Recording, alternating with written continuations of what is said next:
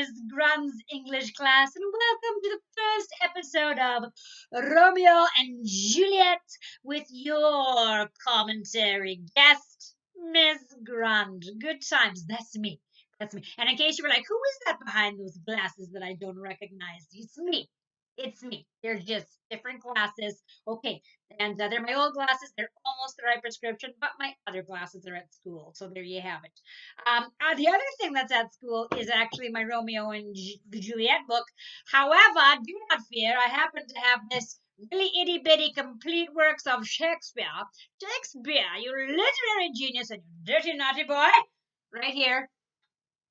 All those little bitty. Can you imagine writing all those things? There you go. I got Romeo and Juliet in there and those itty bitty words.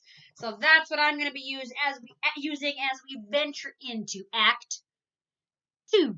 So Act 1, we met a bunch of the characters. We learned that Romeo is a very, very emotional fella, but in a way where his emotions just take him right over.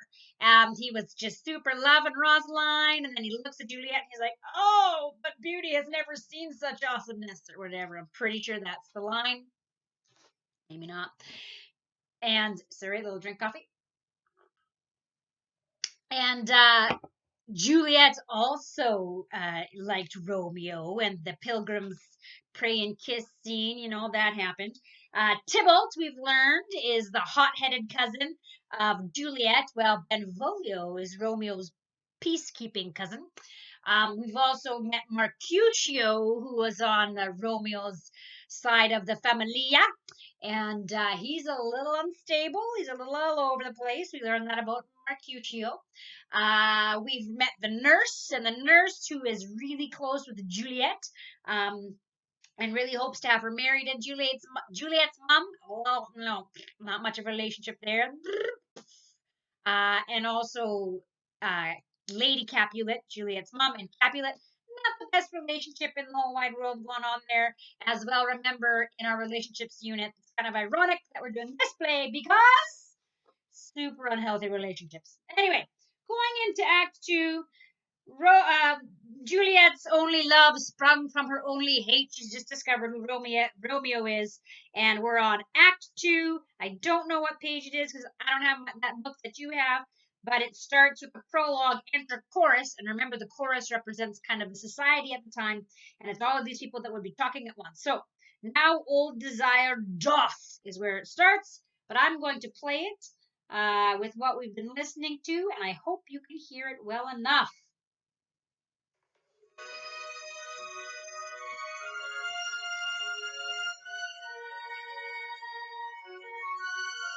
The song.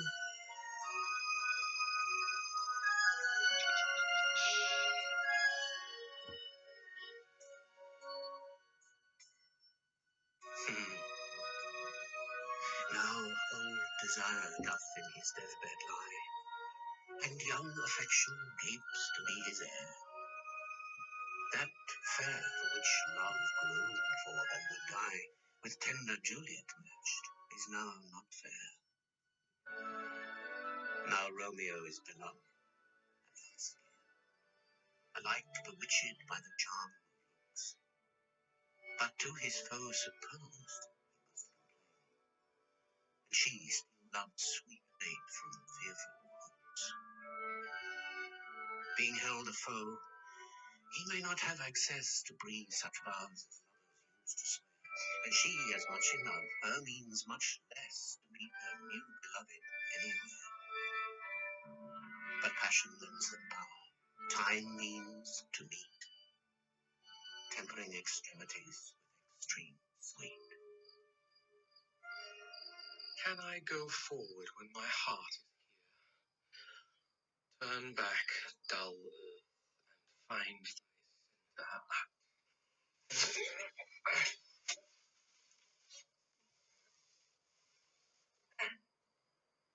Romeo! My cousin Romeo! They can't find him. His wife! Of my life stolen him home! Romeo! He ran this way and leapt this orchard wall. Poor good Mercutio. Nay, I'll come here too. Romeo! Humors! Madman! Passion! Lover! in the likeness of a sigh? Speak but one rhyme, and I am satisfied. Cry but, ay me, pronounce but love and dove. Speak by gossip Venus, one fair word, one nickname for her purblind son and heir, young Adam Cupid. He that shot so trim when King Cophetua loved the beggar maid. He heareth not, he stirreth not, he moveth not. Ape is dead, and I must conjure him. I conjure thee by Rosaline's bright eyes, by her high forehead and her scarlet lip, by her fine foot, straight leg, and quivering thigh, and the domains that there adjacent lie, that in thy likeness how appear to us. So they think he still loves Rosaline. Oh, snap. If he hear thee, thou wilt anger him. This cannot anger him. Would anger him to raise a spirit in his mistress' circle of some strange nature, letting it there stand till she had laid it and conjured it down. There were some spite. My invitation is fair and honest. In his mistress' name, I conjure him we must raise up him. Come, he'll hid himself among these trees to be consorted with the humorous night. Blind is his love, best befits. If love be blind, love cannot hit the mark. Now, under a tree in which is with that kind of fruit as maids call meddlers when they laugh alone. Oh, Romeo, that she were, whoa, that she were an open ass, and thou a popping bear. Romeo, good night. Down to my truckle bed. This field bed is too cold for me to sleep. Shall we go? Go then, for 'tis in vain to seek him here that means not far. Jests and scars that never felt a wound. Soft, what light from yonder window breaks? Juliet. It is the east, and Juliet is the sun. Arise, fair sun, and kill the envious moon, who is already sick and pale with grief, that thou, her maid, art far more fair than she. Not her maid, since she is envious. Her vestal livery is but sick and green, and none but fools do wear it. Cast it off. It is my lady. Oh, it is my love. Oh, that she knew she were. Ladies and gentlemen, Romeo is the first peeping Tom. He's just standing in the bush watching her. Okay, good times. Ah! She speaks. Nothing. What of that? I discourse it. I will answer it.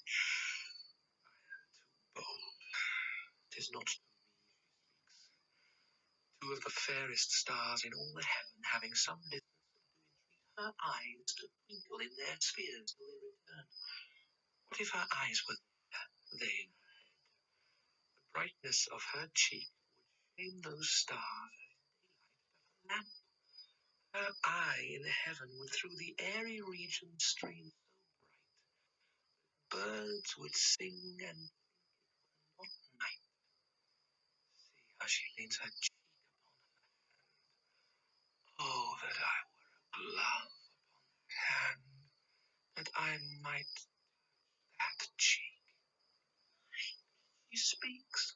Oh, speak again, bright angel, for thou art as glorious to this night, being o'er my head, as is a winged messenger of heaven unto the white upturned wondering eyes of mortals that fall gaze on him when he bestrides the lazy puffing clouds and sails upon the air. Oh, Romeo, Romeo, wherefore art thou Romeo? Deny thy father and refuse thy name. Why, thou wilt not. He but sworn my love, and I'll no longer be a captive. All right, ladies and gentlemen. So finally, he thinks that Juliet's obviously just looking at the stars. She's not thinking of him, and then snap, she is, and all he wants to do is be a glove on her hand, on her cheek. I don't know what he would do with the rest of his life if he was actually a glove on someone's hand, on someone's cheek. But anyway, so Juliet, we hear, "Oh, Romeo, Romeo, wherefore art thou, Romeo?" One of the famous lines from this play. "Deny thy father and refuse thy name, or if thou wilt not, be but sworn, my love, and I will no longer be a Capulet." So here we see a love that's going beyond the last name of these rivals. That's a good thing. Those rivalries is just dumb, right? However, how they go about this love, well, or this love, are they in love? I don't know, man. They might be in really deep like, I don't know. They don't even know each other. They don't even know. They kind of know each other's name, and that's it. But anyway, moving on. Or shall I speak? Thy name that is my enemy. Thou art thyself, and not a Montague. What's a Montague? There's no hand, no foot, no arm, no face, nor any other part belonging to a man. Or be some other name. What's in a That's good. What's in a name? Like it's just a name. You're more than a name. That's healthy. You know, we talk about Catholic studies, our truest self, our deepest self, our Christ self, or our like that. We're so more. We're not defined by these labels. We are this love and this goodness and this beauty. There you go, Juliet. Check. Well done. 1 point. 1 point there. name? That which we call a rose by any other name would smell as sweet. So Romeo would, were he not Romeo called, retain that dear perfection which he owes without that title. Romeo, doff thy name, and for thy name which is no part of thee, take all myself. I take thee at thy word. Call me but love, and I'll be new baptized. Henceforth I never will be Romeo. What manner Peeping Tom spoke. thou that thus bescreened in night so stumblest on my counsel? By a name, I know not how to tell thee who I am. My name, dear saint, is hateful to myself because it is an enemy to thee. And I had written I would tear the word. My ears have yet not drunk 100 words of thy tongue. Yet I know the sound. Art thou not Romeo? And the Montague? Oh. Neither, fair maid, if either thee dislike. How camest thou hither? Tell me, and wherefore? The orchard walls are high and hard to climb, and the place death, considering who thou art, if any of my kinsmen find thee here. With love's light wings did I all perch these walls, for stony limits cannot hold love out. And what love can do, that dares love attempt. Therefore thy kinsmen are no step to me. If they do see thee, they will murder thee. Alack, there lies more peril in thine eye than 20 of their swords. Look thou but sweet, and I am proof against their enmity. So if he's found there, what are they gonna do to him? Not for the world they saw thee here. I have night's cloak to hide me from their eyes. And but thou love me, let them find me here. My life were better ended by their hate than death prorogued, wanting of thy love. By whose direction foundst thou out this place? Love. First it prompted me to inquire. He lent me counsel, and I lent him eyes. I am no pilot, yet were thou as far as that vast shore, washed with the farthest sea, I should adventure for such merchandise. Knowest the mask of night is on my face. Else would a maiden blush bebate my cheek for that which thou hast heard me speak. Fain would I dwell on form and fame. Fain deny what I have spoke. Farewell, compliment. Dost thou love me? I know thou wilt say aye, and I will take thy word. Yet if thou swearest, thou may prove false. Lovers' perjuries, they say, Jove laughs. O gentle Romeo, if thou dost love, pronounce it faithfully. Or if thou thinkst I am too quickly won, I'll frown and be perverse and say thee nay, so thou wilt woo, but else, not for the world. In truth, fair Montague, I am too fond, and therefore thou mayst think my behaviour light. But trust me, gentlemen, I'll prove more true than those that have more cunning to be strange. I should have been more strange, I must confess. Thou overheardst ere I was where my true love passion. Therefore pardon me, and not impute this yielding to light love which the dark night hath so discovered. Lady, by yonder blessed moon I vow that with silver all these fruit tree tops. By the moon, inconstant moon that monthly changes in her circled orb, lest that thy love prove likewise variable. Juliet, do you love me? Oh, don't tell me. Maybe not me, but you know that I love you. And then Romeo's all like, oh, by the moon, I swear. And she's like, no, no, don't swear by the moon because the moon changes. That's if I were to write that, that's kind of what it would say. So basically, if you're thinking Titanic, it's like, is there room on the raft? Is there? Is there going to be room? Or is he going to push Juliet off the raft or push him off the balcony? Oh, let's find out. I swear by. I do not swear at all. Thou wilt. Swear by thy gracious self, which is the God of my idolatry, and I'll believe thee. My heart's dear love. Well, do not swear. Though I joy in thee, I have no joy of this contract tonight. It is too rash, too unadvised, too sudden, too like the lightning which doth cease to be ere one can say it lightens. Sweet night. This bud of love by summer's ripening breath, it prove a beauteous flower when next we meet.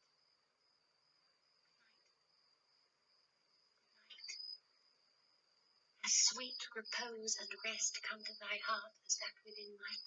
Oh, wilt thou leave me so unsatisfied? What satisfaction canst thou have tonight? The exchange of thy love's faithful vow for mine. I gave thee mine before thou didst request it. Yet I would it were to give again. Wouldst thou withdraw it? Be frank and give it thee again. Yet I wish but for the thing I have. My bounty is as boundless as the sea, my love as deep. The more I give to thee, the more I have. Both are infinite. Juliet! I hear some noise within. Dear love, adieu. Anon, good nurse. Sweet Montague, be true. Stay but a little, I will come again. Oh, blessed, blessed night. I am afeard. Being in night, all this is but a dream. Too flattering sweet to be substantial. 3 words, dear Romeo, and then good night indeed. If that thy bent of love be honourable, thy purpose marriage, send me word tomorrow by one that I'll procure the company where and what time thou wilt perform the rite. And all my fortunes at thy foot I'll lay, and follow thee, my lord, throughout the world. Madam? I come anon. But if thou meanest not well, I do beseech thee. Madam? So, what does she say? If you do love me and you want to marry me, send somebody tomorrow to tell me where to meet you, and I'll make sure I'll meet you there and we can get hitched. Okay, so that's what happened there. By and by I come to cease thy strife and leave me to my grief. Tomorrow will I send. So thrive my soul. 1,000 times good night. 1,000 times the worst one fine night. Love goes to war, books. Love towards school with heavy. Romeo! Oh, for a falconer's voice to lure this tasseled gentle back again. Bondage is hoarse and may not speak aloud. Else would I tear the cave where echo lies and make her airy tongue more hoarse than mine with repetition of my Romeo's name. Romeo! It is my soul that calls upon my name. How silver sweet sound lovers' tongues by night, like soft tending ear. Romeo! My Nias. What o'clock tomorrow shall I send thee? By the hour of 9. I will not fail. 'Tis 20 year till then. I have forgot why I did call thee back. Let me stand here till I remember it. I shall forget to have thee still stand there, remembering how I love thy company. And I'll still stay, to have thee still forget, forgetting any other home but this. Most morning, I would have thee gone, yet no farther than a wanton's bird that lets it hop a little from her hand, like a poor prisoner in his twisted gyves. The silk thread plucks it back again, loving, jealous of his liberty. I would I were thy bird. Sweet, so would I. that I should kill thee with much cherishing. Good night.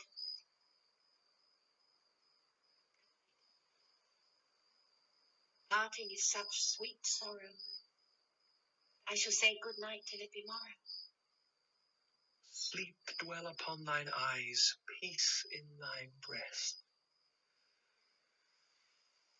Would I were sleep and peace, so sweet to rest. Hence will I to my ghostly sire's close cell, his help to crave, and hap to tell. Do do do. So they love each other, they think, and they want to get married. And Romeo wants to be a glove on her hand, on her face, and then he wants to be a bird. And then turns out he just got to be Romeo because that's all he can be. And she is going to send for him at by what time? 9 a.m. to figure out where they're going to meet to get married. And he is going to go off and see Friar Lawrence. So there you have it, ladies and gentlemen. Romeo the First peeping Tom. Wah, wah. And Juliet on a balcony. That's the famous scene. Being like, Romeo, Romeo, what art thou, Romeo? I love thee. You're a Montague. And what does Montague mean? Blah, blah, blah. And then Romeo being like, I love you so much. Oh, love. Oh, it hurts, but love. So there you have it, ladies and gentlemen. Now, do your that's the one scene. That's all you're gonna have to do for your storyboard or letter. And there you have it, ladies and gentlemen. That will be due for Thursday when we meet again, and we'll get to watch this scene, its magical awesomeness, and move forward from there. Romeo, oh Romeo, now Romeo, have yourself a great day. Cheers. Enjoy some coffee or some tea, and go play in the snow at some point. Bye bye. Maybe.